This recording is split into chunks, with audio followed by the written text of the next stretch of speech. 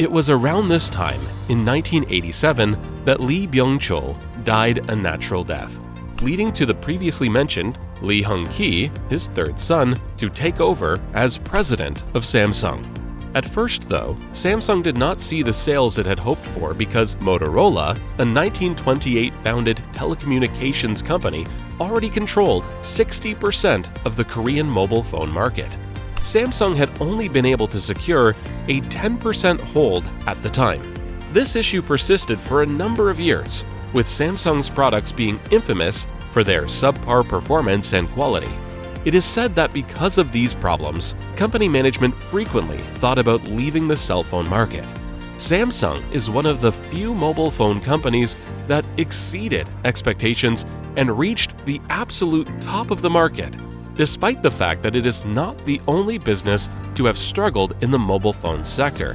Companies like LG and Amazon completely failed in such endeavors. This was made possible by one crucial choice. It wasn't until 1995, a few years after Samsung unveiled its first cell phone, that it was determined the company required a new business plan for the future. The person who initiated this change was Lee Kun-hee.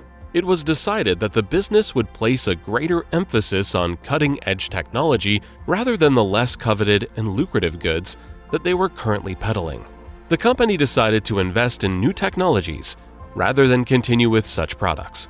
Early in the 21st century, Samsung's tech business grew and expanded, and it eventually surpassed Sony to overtake it as the 20th largest consumer company in the world.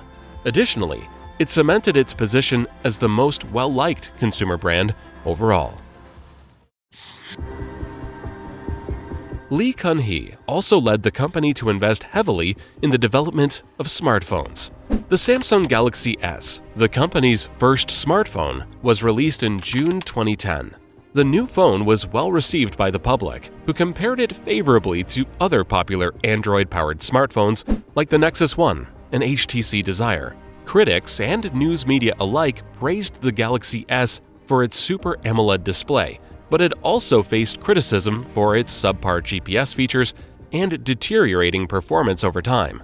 Samsung has produced dozens of smartphones since the launch of the Galaxy S, each one outperforming the last in terms of new features and system upgrades. Some products like the Galaxy Note Edge achieved the utmost levels of success. Due to its curved screen edges, the 2014 release of the Galaxy Note Edge was distinctive. This curved screen technology has been incorporated into many phones that have been released since the first Edge, including the Galaxy S8 and S9. The phone, which at the time was viewed as more of a concept product, was nevertheless widely publicized and served as an inspiration for subsequent phones. The tablet features an 8-megapixel camera, an octa-core processor, and a 9.7-inch screen. Samsung has released a number of excellent tablets since the Tab S2's success, with the Galaxy Tab Active 3 being the most recent in 2020. With its most recent technological advancements enabling the release of foldable smartphones, the Samsung Galaxy Z Fold and the Galaxy Z Fold 2, Samsung has come a long way since the company's first smartphone was released in 2010. Samsung is currently led by Lee Jae-jung, following his father, Lee Kun-hee's death.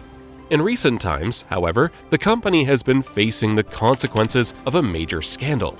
The performance of over 10,000 apps, including system apps, Google Apps, Instagram, TikTok, Netflix, Microsoft Office, and a number of other third-party apps, was found to be slower by over 56% when Samsung's game optimizing service was tested on some of the Galaxy flagship devices. The list of these apps was even created by the South Korean tech forum Miko. Additionally, it became clear that the GOS restrictions did not include benchmarking apps. This means that even though apps were slowing down for Galaxy users, their devices were still reporting exaggerated performance numbers for these apps.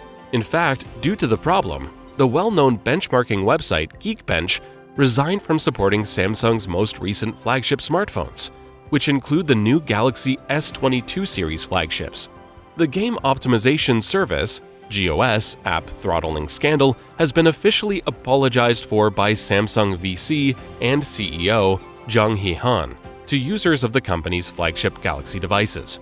Jung Hee assured Samsung customers at the company's annual shareholders meeting that the company would listen to customers more closely to prevent such an issue from happening again.